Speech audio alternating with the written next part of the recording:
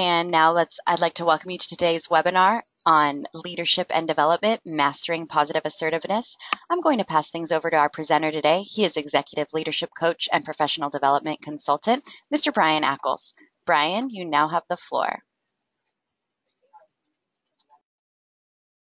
Thank you very much, Kelly. It's a pleasure to be able to spend some time with you all this morning and talk about one of my favorite subjects, which is talking about being positive and being positively assertive. So let's jump in and look at what we have for objectives for the next little while that we're together. So by the end of this webinar, I've got three things that I would like you to be able to take away with this. One is to be able to define what assertiveness is, recognize how communication links and how it's sort of pivotal and key to assertiveness. And lastly, how to apply some strategies and tactics to deal with difficult situations and people using the tools and using communication and assertiveness ideas. So let's jump in. What do we mean by assertiveness? So what is being assertive? So an assertive person is confident. They're direct when they're dealing with other people. And this is very key. When you're talking to somebody and you're entering into a conversation with somebody, you're to the point. If you're assertive, you're clear, and you're confident about what you're saying. Assertive communications is about promoting fairness and equality in your interactions. So it's based on having a positive sense of self-respect and also a sense of respect for other people. Again, it's about communication and it's about respect. Being assertive is about having direct communication of your needs, your wants, and your opinions, and being clear about it, but not in a way that is punishing or threatening, or not in a way that puts other people down. Okay? And again, it's being confident, direct, and fair and respectful. So assertive behavior, it's your ability to stand up for your legitimate rights. And your legitimate rights don't violate the rights of others. And it's not about being fearful. Right? Assertive behavior is also situationally specific. So different kinds of behavior can be used in different situations. So if you're in a work situation, if you're in a meeting and you're presenting, your behavior will be different potentially than if you're in a one-on-one situation dealing with a disruptive staff member. It may be different. Assertive behavior will certainly be different if you're dealing with a child or dealing with a friend in a social situation. All of these are very situationally specific ways of being assertive. So when we talk about assertiveness, really it's about how you communicate, and really this is how people see you as assertive or not. So let's talk about the four basic styles of communication: passive, aggressive, the combination of passive aggressive, and assertive communication style. Now we'll talk about these four in a bit more detail coming forward. Everybody has a unique communication style, and that's based on a number of factors. It's one, what we're born with, how our brain is actually wired. It's based on our background, our education, our family structure, our cultural influences, the societies that we live in. That all affects how we communicate, and it all builds our communication style, if you will. The thing about communication is, because a large portion of this is a learned behavior, and I'll stress that it's a learned behavior, we can change and we can become better at communicating as we gain a greater understanding of what our own communication style is, and also gain an understanding of how to recognize the communication style of somebody else.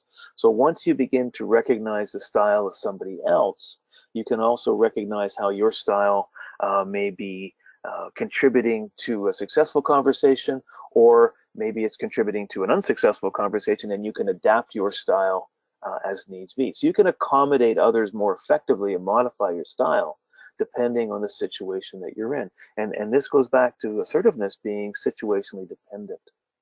And again, it all links back to communication. So let's walk through these.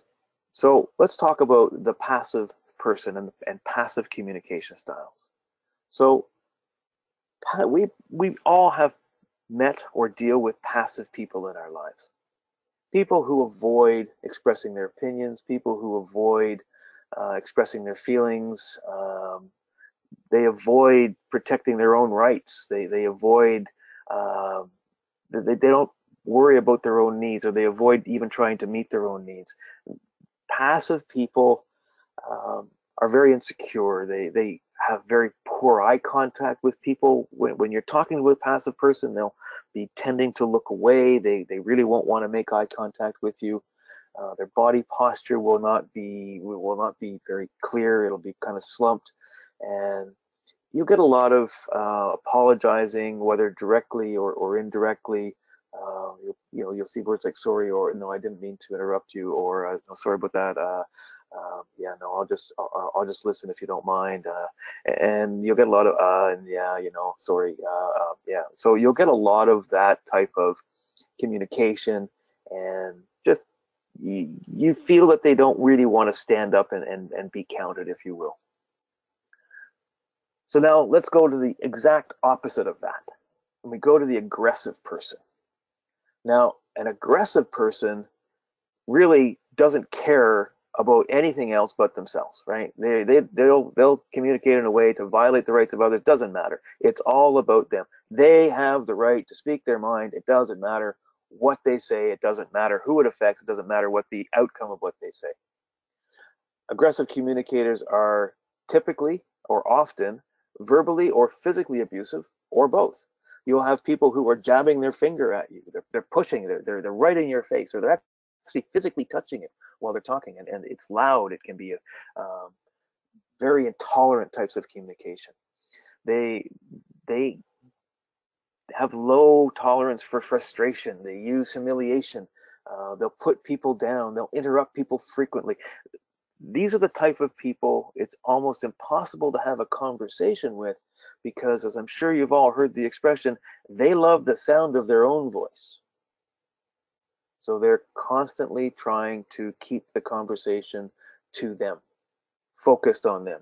So they'll keep interrupting you. They will criticize people. They will blame other people for whatever's going wrong. They will attack other people. And they're very direct in their eye contact. They will be staring at you intently while they're talking to you. And aggressive people are really not very good listeners. And we'll talk more about listening as we move through this webinar.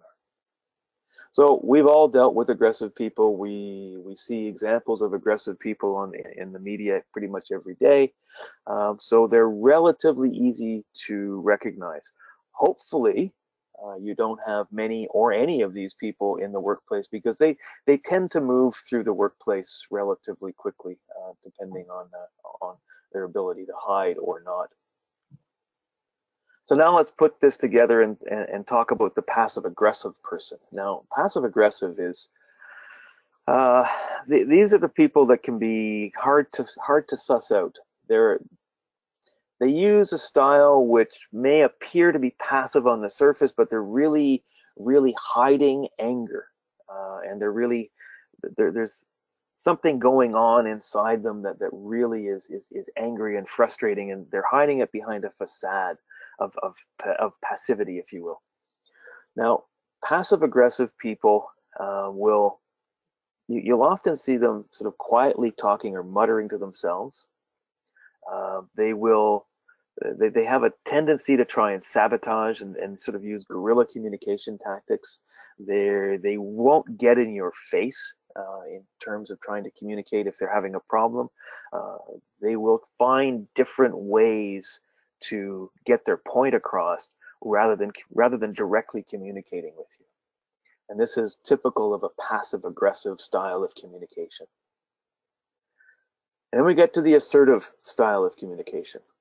So if you're an assertive person, and if you have an assertive style of communication, First of all, assertive people feel connected with other people. They truly care about the people that they work with, and they feel an emotional connection. They feel that they know them, they're part of their lives.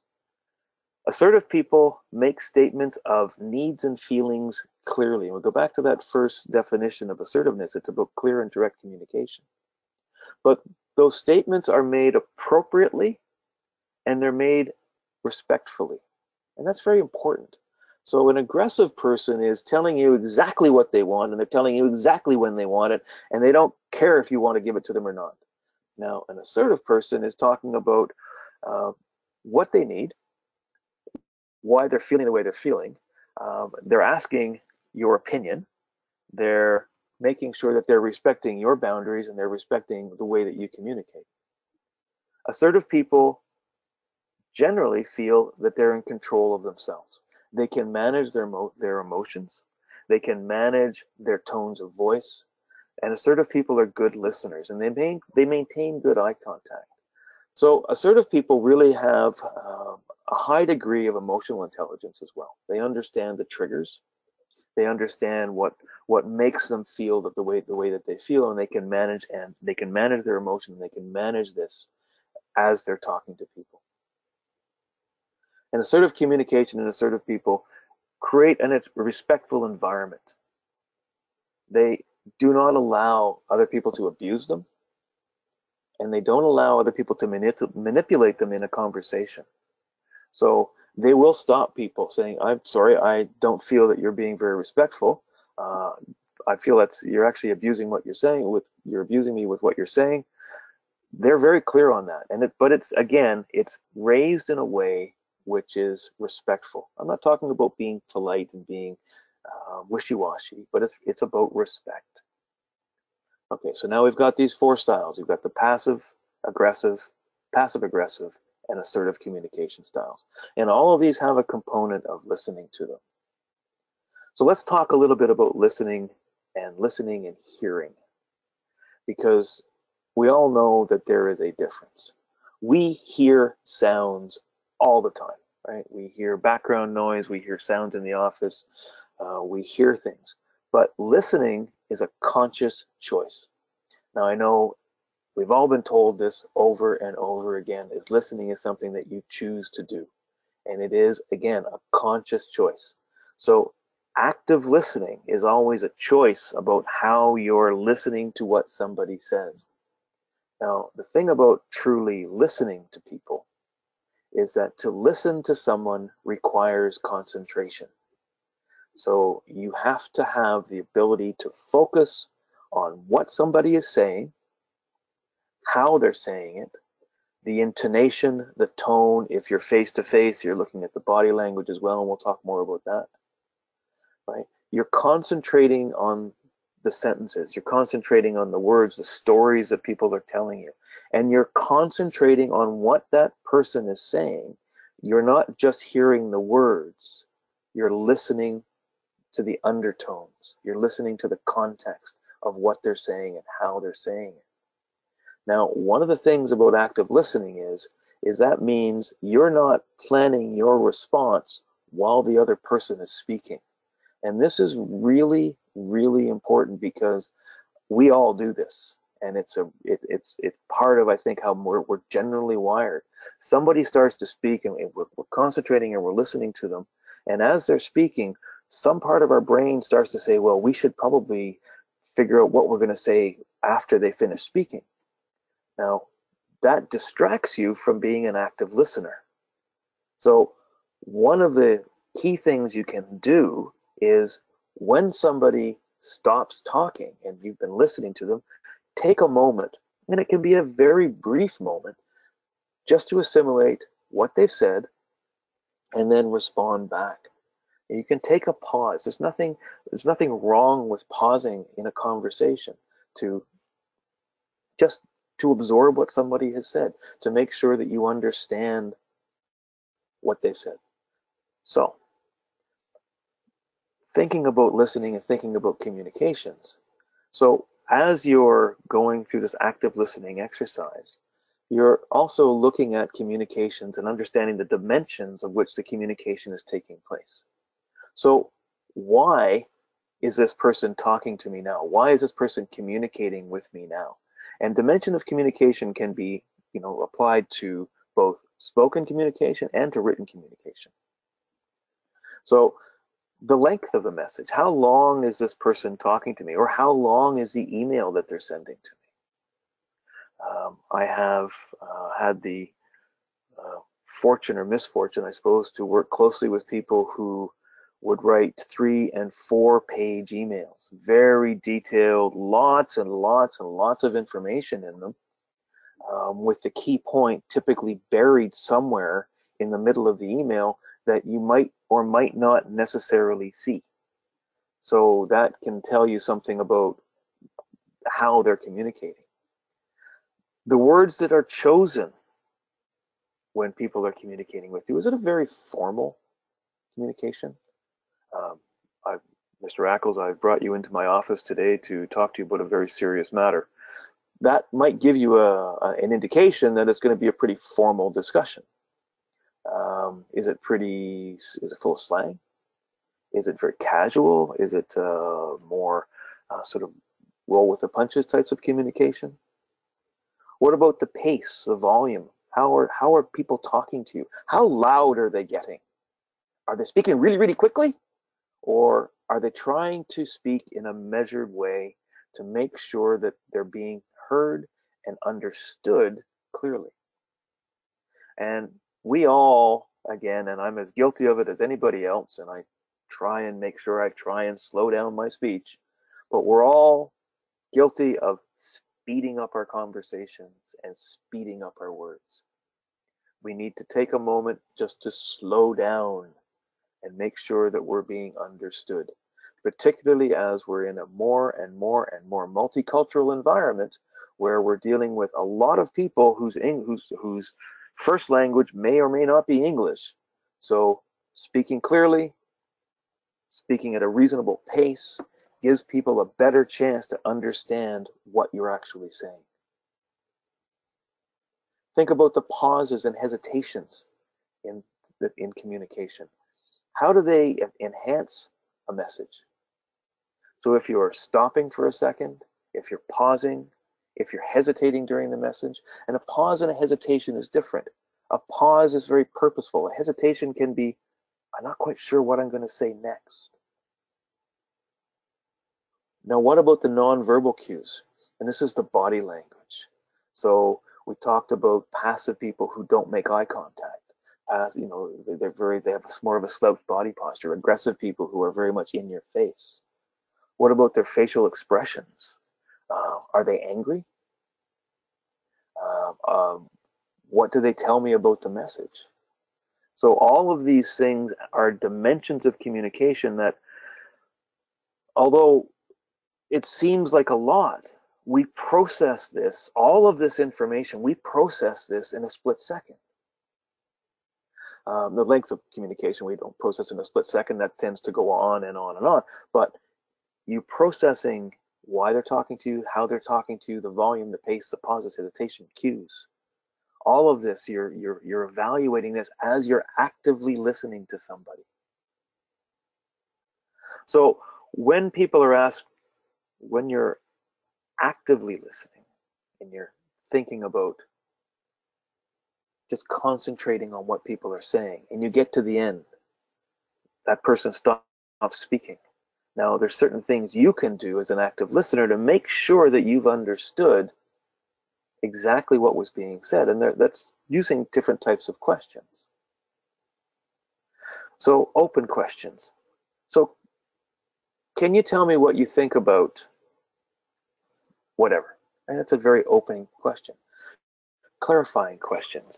So, if I heard you correctly, what I think you mean is, and you're asking them to clarify, you're repeating back what they've said to clarify to make sure that you've got it right. Or close questions. So, your position is that we should do this. That's a very closed question. It requires a yes or a no. So you can use these types of questioning techniques to get more information. And that also helps you form a response to what people are saying, and it enters into a dialogue with people, and it shows people that you have been actively listening and paying attention to what they've been saying.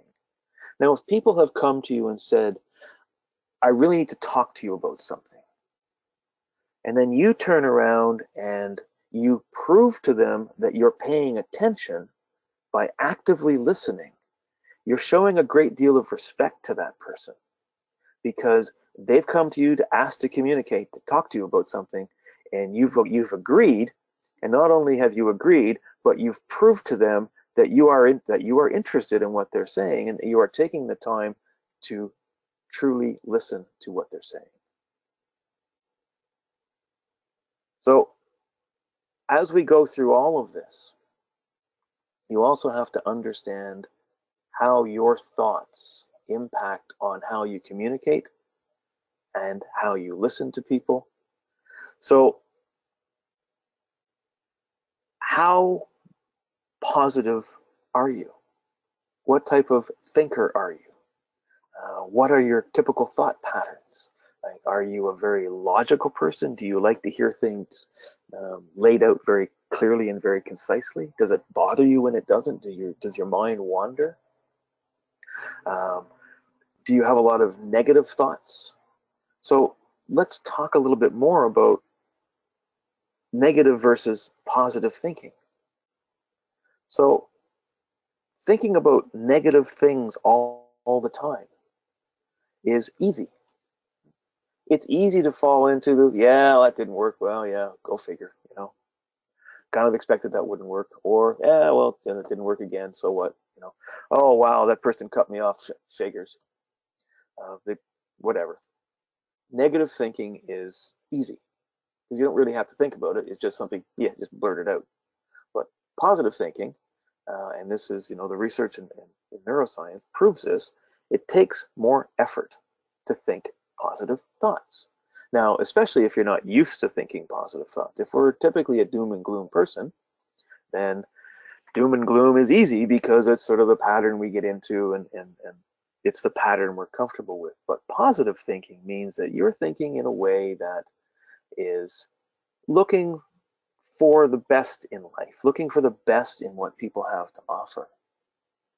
So you create a positive self-talk if you're new to positive thinking. Think about things that make you happy. Think about things about yourself which are great. So there's some examples here. I'm a mother, a father, a brother, a sister, an uncle, an aunt, and I feel fulfilled in this role. I'm an uncle to 3 nephews and 1 niece. I don't get to see them very often, but when I do see them, I'm happy being an uncle. I don't have any children, and my wife and I don't have kids, but I live for my nieces and nephews, and they're all young adults now, and it's great fun because they're wonderful human beings. When I do something I love, it really, really energizes me. My wife and I spend a lot of time sailing. We actually live on a sailboat, and our passion is getting out on the water. We were out this past weekend, and we had an absolutely beautiful weekend. We spent 2 days away, and it felt almost like a week. As we came back, we were truly energized. I have a great career. It's very challenging and it's very fulfilling. I have a full-time role, a full-time director's role in a public safety organization, and I have my consulting work on the side, such as doing work like this. And I find it all very fulfilling. I'm worthwhile simply because I breathe and I feel. I practice Tai Chi, and I love that. When I finish my Tai Chi sessions, and it's something my wife and I do together, we both feel wonderful. We're both much more aware of ourselves because of it. So think about these things. Think about the positive self-talk you can create for yourself, for your own situation. What makes you a wonderful person? And every single one of us is a wonderful person in one way or another. Right? And that, if you're positive in your own attributes and you're positive in your own mind, that's going to affect your communication. And it's going to affect how you view the world, and it's going to reflect how you respect people.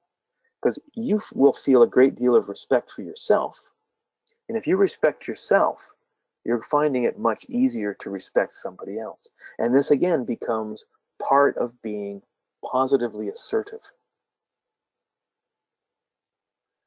So we mentioned in communication, nonverbal communication is extraordinarily important.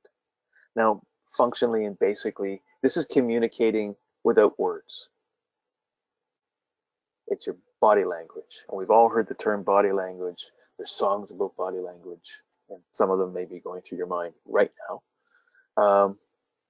Nonverbal communication lets people know what's truly on your mind more than what your voice or your words do. And that's a really important point because your words have to agree with your body language. So studies have shown that as much as 93% of communication effectiveness is from non-verbal cues. So the impact of performance was 7% of the words used impacted people's performance. 38% of the voice quality impacted performance. And 55% of the nonverbal communication impacted the performance or impacted the results of the communication.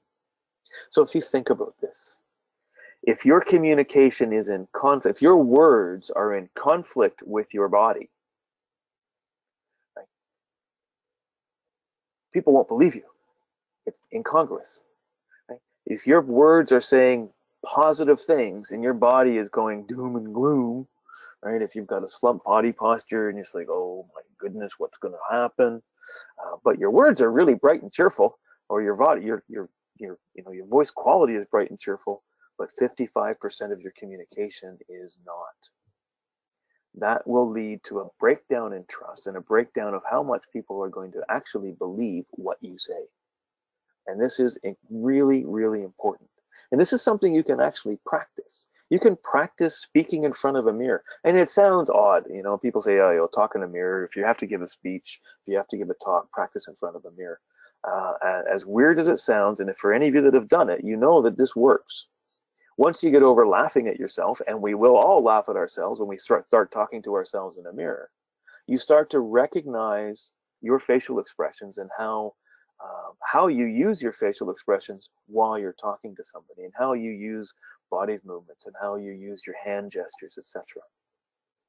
So think about this when you're thinking about communicating or you're planning on giving a talk, and you have to understand all of these factors. So understand the positive thinking, understand your body language, understand the words that you're going to be saying, understand your delivery style, about being respectful. And it's all about creating this full-on communication package, if you will. So some key components of body language. Eye contact. Now, you don't want to have the piercing stare. The piercing stare can be somewhat unnerving to people, and can be seen somewhat as you might come off something like a sociopath, which is probably not the look you're going for. So you're making direct eye contact with people, but you're not staring at them. You're also not just constantly looking away, but you're making sure people understand that you see them. Your posture. If you're sitting, sit comfortably. Don't slouch. You don't want to sit too rigidly. You don't want to be sitting there, with your shoulders back, chest out. It's really, really tense. You want to be comfortable, and you want to. That should portray to somebody else that you are comfortable as well. If you're standing, again, stand comfortably. Whatever comfort is for you, and not everybody stands the same way. But again, avoid slouch. You're thinking about good posture.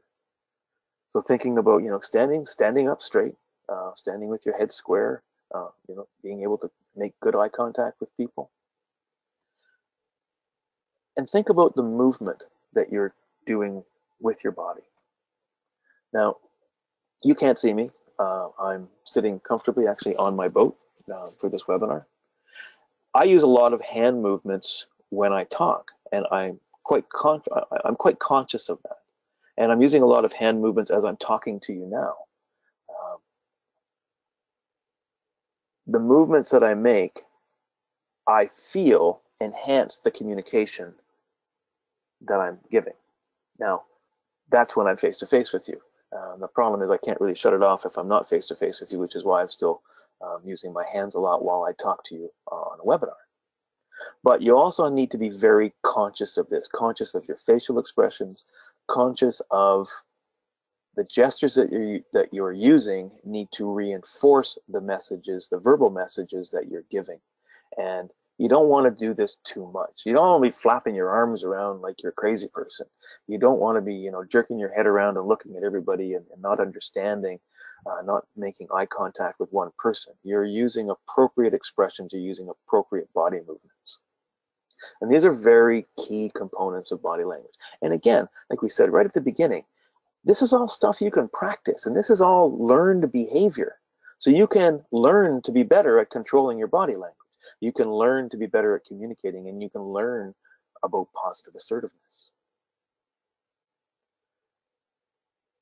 Now, we all have also heard about first impressions. This is nothing new to anybody. First impressions truly, truly count. We've all been in job interviews, and we all know, and if we've ever interviewed somebody, and most of us probably have, that we make a decision about people, or we make an evaluation about people in the first moments that we see them. So we make an first impression about somebody when we meet them, and in turn, they make the same to us. People make judgments about others all the time based on how you present. And it's not just about your clothing, it's not just about you, but it's how your total package presents.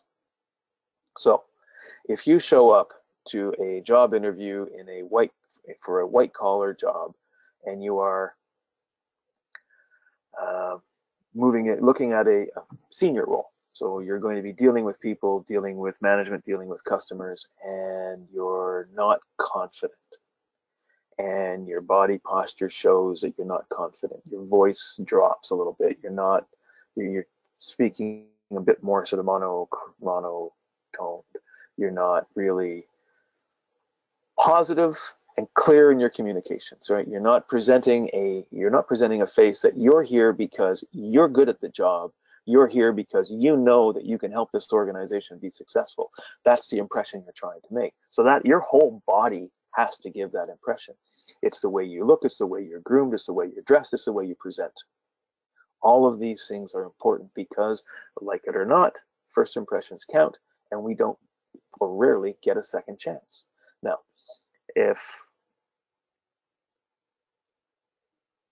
how can I put this? If you're on the end of making a first, receiving a first impression of somebody, so someone's coming in to talk to you, and your first impression is maybe not as positive as it could be, you can also be aware of this yourself and take the time to listen to what somebody is saying and give them the chance so that you give them a second chance to make a better impression. Because oftentimes what skews first impressions is basic nervousness.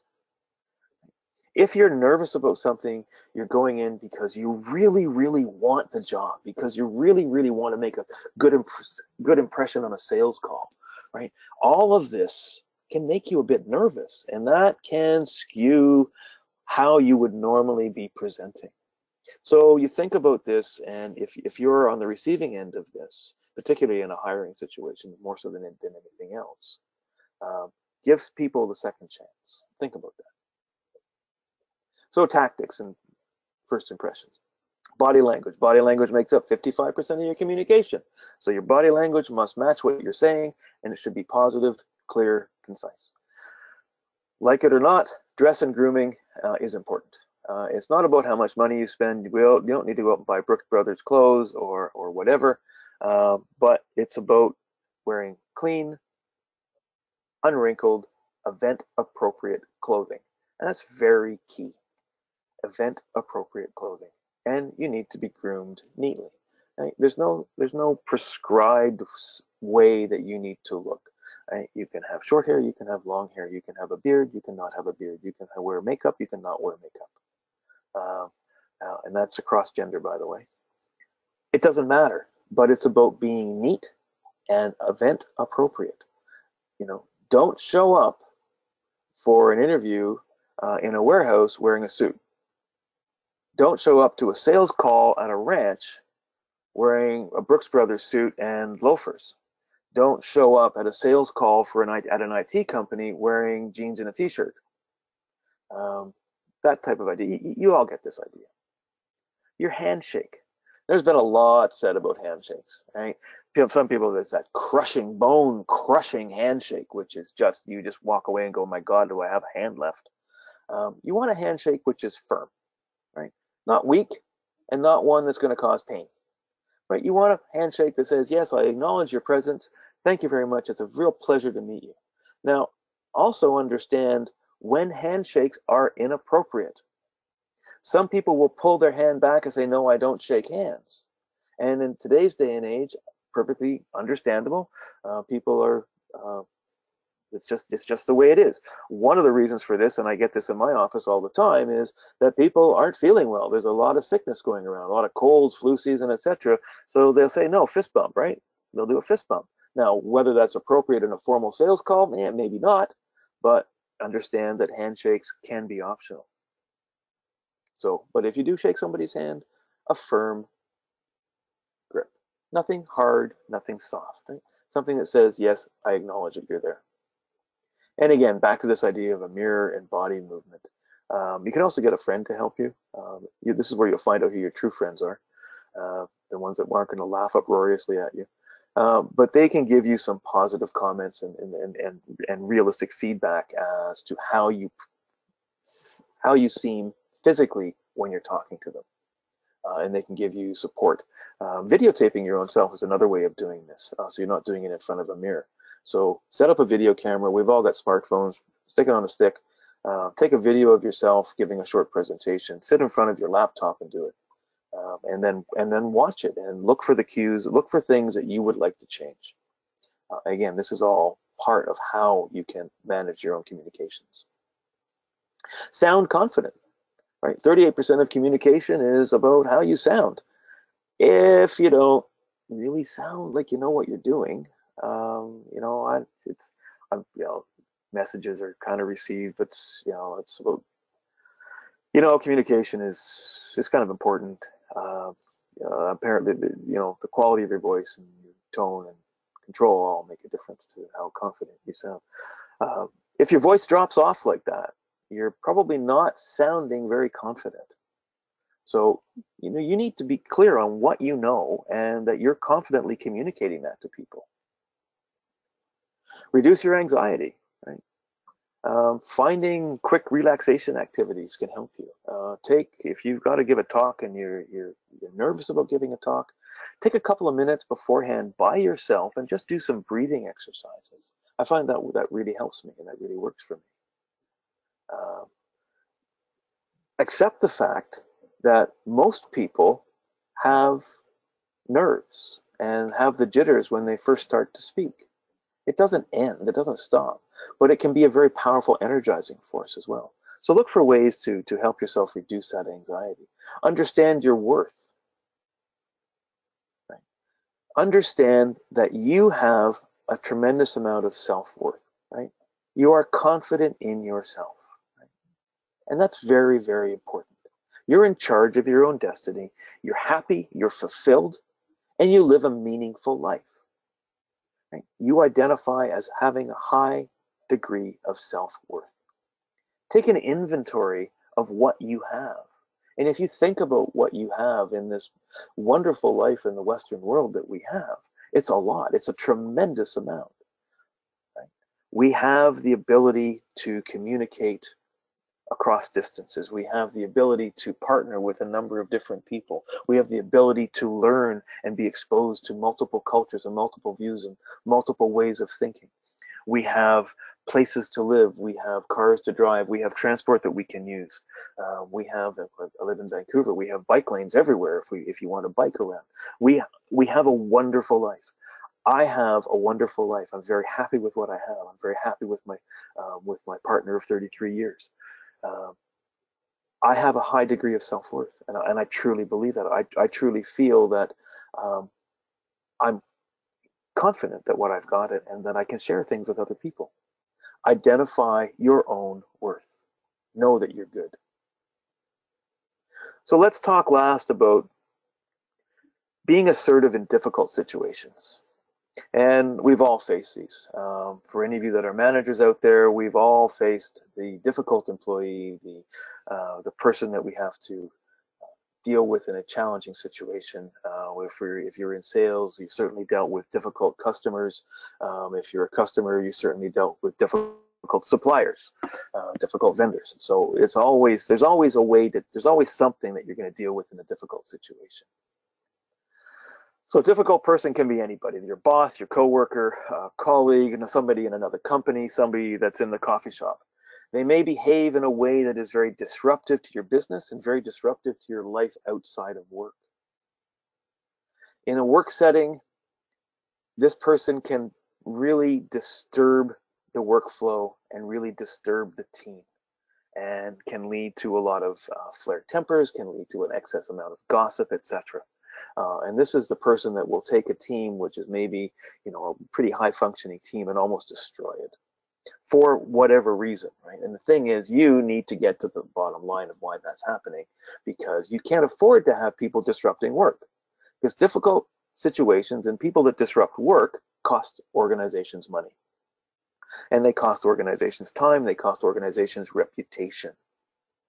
So all of this, suffice it to say, is that we have many different areas where we can find that we have to deal with difficult people, and we have to learn to deal with it. We can't ignore it. It doesn't go away. So sometimes we sort of inherently or innately try to apply some coping filters. So we remove all the positive things about that person. Oh, they were the worst person I ever hired. It was the worst thing I ever did. We build consensus about, do you think, is it just me, or is that person really not very smart? We did they really do something that stupid? Why do you think someone would ever do something like that? If you hear those words coming out of your mouth and you hear them coming out of other people's mouths, they're building some way to defame somebody else. You're explaining a person to somebody else in very negative terms. You're also letting your anger drive you. And anger is something which kind of removes the filters when you're having a conversation with somebody. So anger can be a very dangerous thing to have and to use when you're dealing with difficult people. You need to remove the anger from the situation. So dealing with the difficult people, you need to find ways to build rapport and to build trust. Right? You need to find some way that you find something in common with this person so that you've got some foundation to work with. So you're looking for something that they do, something that you share in common from your workplace, from your lives, etc. You're trying to find something, there's a core common ground to help you build a foundation of trust on. And this is important. So once you find that, and once you find that you've got something in common there, you've got some core trust there, you start looking for ways of gathering the facts. And again, you're now trying to find out what's going on. So you're actively listening, and all the tools, and we talked about active listening. When somebody's talking, ask their permission to take some notes. And asking their permission is really important, because a couple of things. So you, as an assertive person, you're respectful and you're communicating respectfully. So you're being very direct in your communications, and you're directly asking somebody, I want your permission to take notes. Now, it may mean that what you're really saying is, it may mean that I might not be looking at you all the time because I'm taking notes, but I am actively listening, and this is important enough that I want to write it down. It may be that you have to enter into a written communication with this person because it just doesn't work face to face. And this can be a very powerful tool to diffuse a situation when something is very highly confrontational, very negative or very emotional with people. So write down sort of the opening parts of the communication, uh, state the facts as you know them, and then part of that might be to suggest moving forward that you sit down face to face and talk through the situation. So these are some of the tactics you can use to help further communications with difficult people. And it's, again, as an assertive person, you're using all of your assertive skills to deal with this. You know, respect, trust, direct communication, good communication skills, you're utilizing your good body language skills. All of this comes together. So you're using the best practices, right? We understand in our conversation who we're talking to. We try and understand their communication style. We look at whether they like to communicate visually, whether they're good listeners, whether they want to be standing up while they talk to you, sort of very kinesthetic style of communication. And there's a lot more about communication style that we're not going to get into here, but and there's a lot more you can learn about it. But the more you learn about communication styles and how to recognize other people's styles and your own style, the more you can adapt your communication style to complement that other person's. And it's you who needs to adapt to somebody else. Don't ever assume it's going to be the other way around. And understand your body language again, and eye movements and all that good stuff that we've been talking about. So, last words on this. An assertive person is confident and they're direct in dealing with others.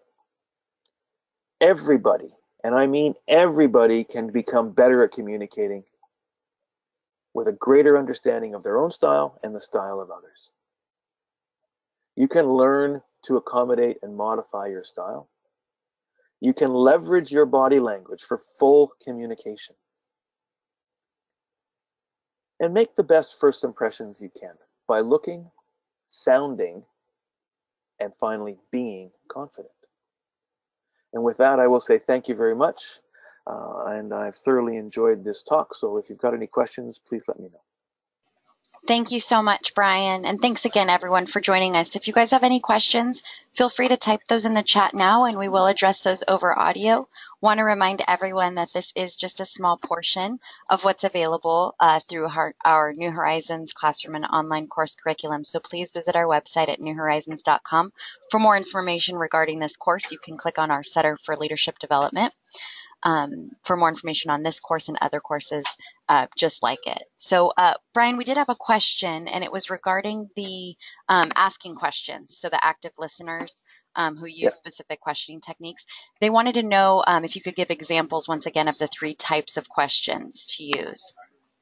Sure. So open questions. So open questions is, what do you think about XXX? Right. So that's, you're asking someone to provide a response, but it's not a specific response. So you're asking their opinion on something. That's a very open question. Now, a clarifying question would be, you've been listening to the person and you've heard what they've said, and you think you understand, so you paraphrase it back to them. So what I think you're saying is that you believe, or whatever it is, that you believe XXX. So you're asking for clarification about what you've heard. And then a closed question is, you're looking for a very specific response. So, do you think that we should use this color on this wall? Yes or no? Right, so you're looking for a very specific response, and that's what a closed question is. Okay, great. Hopefully that helps. Yeah, I think you answered a couple questions in that one, so that's great. Okay, so this is a question for you. Can you describe the last difficult conversation you had and how you handled it? Oh, yes, I can, actually. I have an employee working for me who was, prior to me taking over this team of people, was put on a form of probation within our organization. And that probation was, he needed to demonstrate 3 particular things in a certain time frame, in a 12-month period.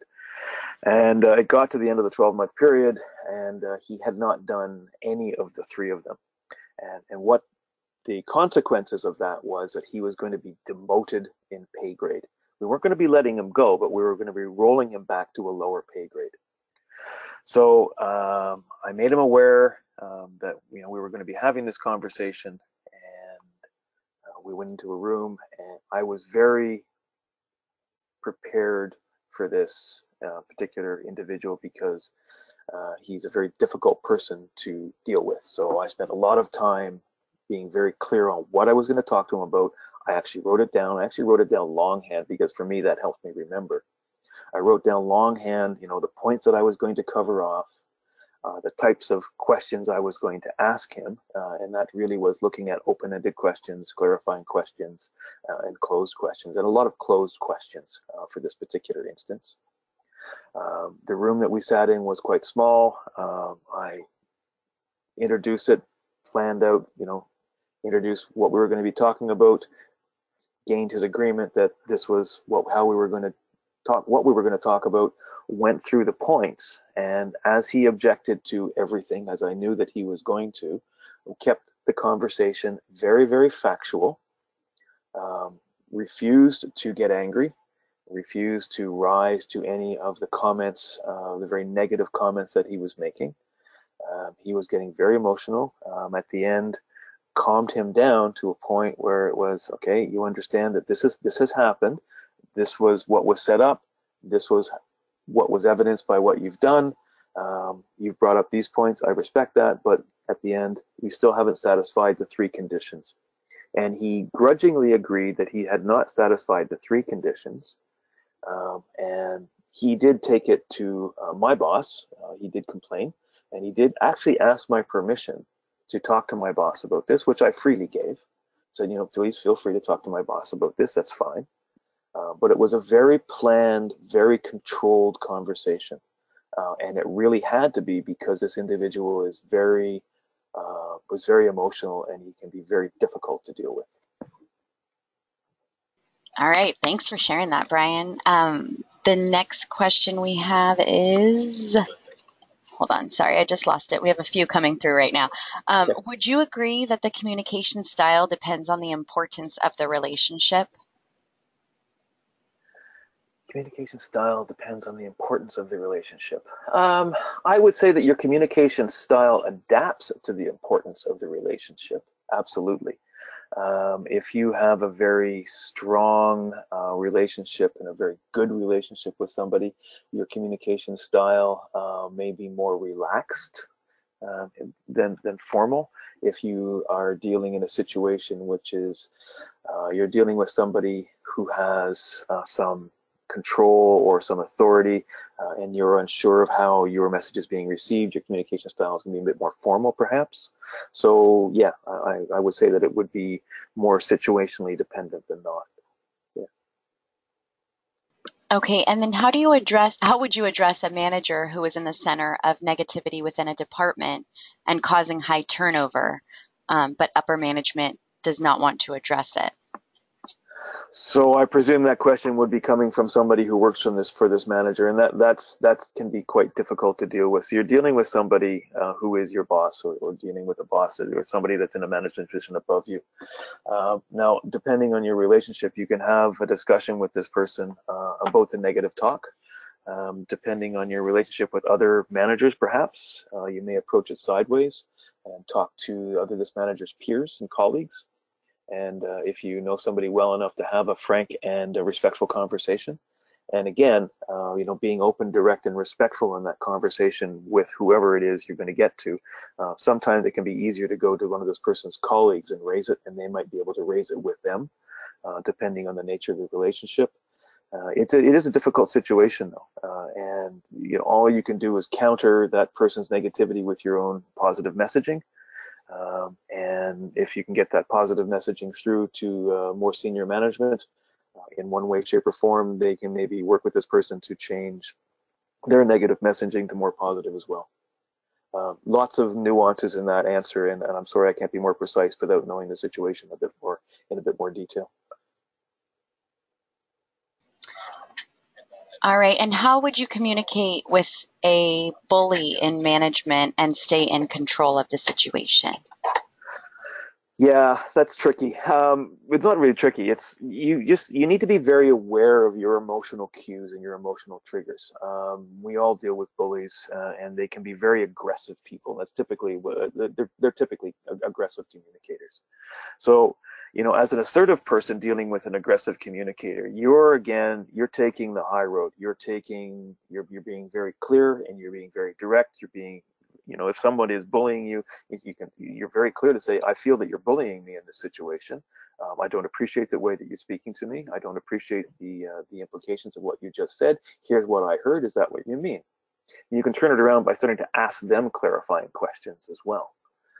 But you need to maintain control of your own emotions, and you need to be very sure that you're staying on the message that you want to give to this person, and that you don't allow them to take control of the conversation and turn it into something negative. You need to take it positive, you need to be respectful, but you also need to be clear, and stand up for your own needs and your own desires. All right. And then this next person says that gender seems to play a factor with some people and their communication style. Do you have any side notes that can be added with that in mind? Ooh, yeah. No. The easy answer is no, but I'll take the hard answer. So you're absolutely right. This person's absolutely right. Gender does play and still does play a role in communication. Unfortunately, it shouldn't, and we should all be striving very hard to make sure that it doesn't play a role in communication. And I think that if you're a witness to communication which has a gender bias, you should be able to call that out respectfully. It's something that we need to be very aware of, and it's something that we all need to combat. And that can be, gender-based disparity on both sides, but typically it is more towards women. And it's unfortunate, but we need to address it, and we need to call it out, and we need to fix it. All right. And this person is they're self-employed and they want to know if these suggestions will work with customers as well as coworkers. Oh, absolutely. Probably more for self-employed because you're really dealing. You're the be-all and end-all of your own business. You're the salesperson, you're the developer, you're the account manager, your customer relations, your marketing, everything. So absolutely, yeah. Being an assertive person, self-employed is critical to success. Absolutely. Having been self-employed for years, I can say that with a lot of confidence. All right. And then this will be our final question. We actually have a few questions on this same topic, but when you find yourself in a situation in which you have to work with someone who has a somewhat aggressive communication style, where they stop people from talking, interrupt, and are so direct that they sometimes make people uncomfortable in group situations, what would you suggest? What are some of the things you'd suggest? We had a few questions on this. Okay, this happens a lot, and one of the things that I found for myself that works very well is I will actually stop that person from talking and say, "Excuse me, just hang on a second. I believe Bill or Jill or Joanne has a question or has a comment over here," and I will stop that person from talking and take control away from them and give it to the person who you feel is being bullied, who is being the target of aggressive conversation. As an assertive person, you can do that with a lot of respect, and you can actually control that communication environment by calling it out, but calling it out in a way that allows that person to maintain their dignity, and eventually they will get the message and they will perhaps modify their conversation or their tone or the way they communicate. And also, you can take the opportunity, if you can, to get them one-on-one and have a discussion about communication style and aggressive communication style versus assertive communication style, because they may truly feel that they're being assertive by being aggressive. So it can be a learning experience for them as well. All right, great. Thank you so much, Brian. That's going to wrap up today's webinar session. Wanted to let you all know as a reminder, I will send you all the recording link to review today's session, as well as the PowerPoint presentation, so you can review anything you may have missed. Also want to point everyone to our website at newhorizons.com. If you click on our Center for Leadership and Development there, you will see information on our Mastering Positive Assertiveness 2-day course. And that's where you'll find all information on that, as well as how to register and sign up for the class, which I hope you will all do. So thank you again so much, Brian. Really appreciate you joining us. My absolute pleasure. All right, and thanks everyone. That will conclude today's session. You may now log off.